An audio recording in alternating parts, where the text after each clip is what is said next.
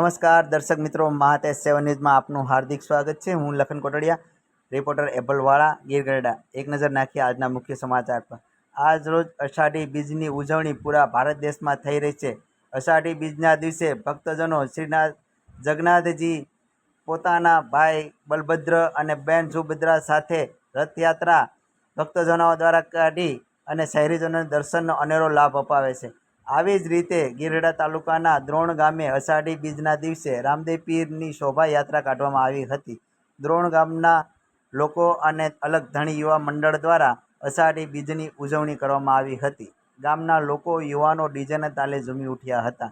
ઉના અને ગીરગઢડા તાલુકાના ધારાસભ્ય શ્રી કાળુભાઈ રાઠોડ એ હાજરી આપી હતી અને યુવાનોને વ્યસન મુક્ત કરવા અપીલ કરી હતી કે શ્રી રાઠોડને દ્રોણ ગામના લોકો અને યુવાનોએ સરપંચ દ્વારા માન સન્માન આવકાર્યા હતા। મહાતેજ 7 ન્યૂઝ, એબલવાળા, ગીર ગઢડા।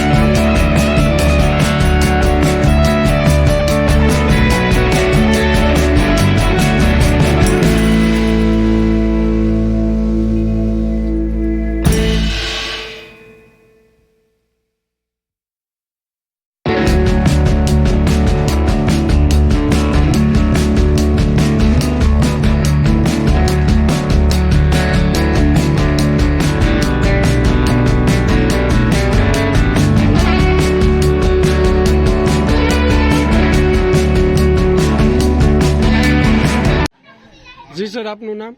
મારું નામ મુકાભાઈ વાજા। આજે અષાઢી બીજ છે, એમના વિશે તમે શું કહેશો?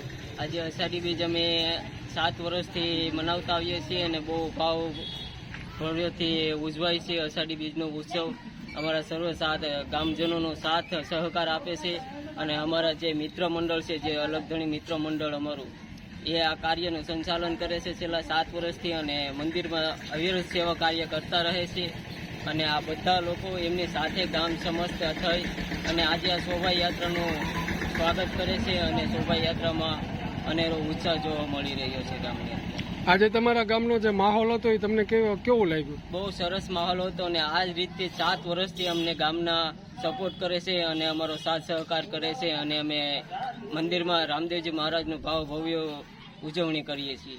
તમે લોકોને શું સંદેશો દેવા માંગો? લોકોને સંદેશો દેવા માંગીએ છીએ કે આવો અને હિન્દુત્વમાં જોડાવ, સનાતન ધર્મની અંદર જોડાવ અને આવી રીતે મંદિરોના સેવાથી કામ કરતા રહો અને જે સેવા થાય તમારાથી તે કરતા રહો અને મંડળને અને આ નાના નાના ભૂલકાઓને સાથ સહકાર આપતા રહો। એ જ અમારી ગામની નમ્ર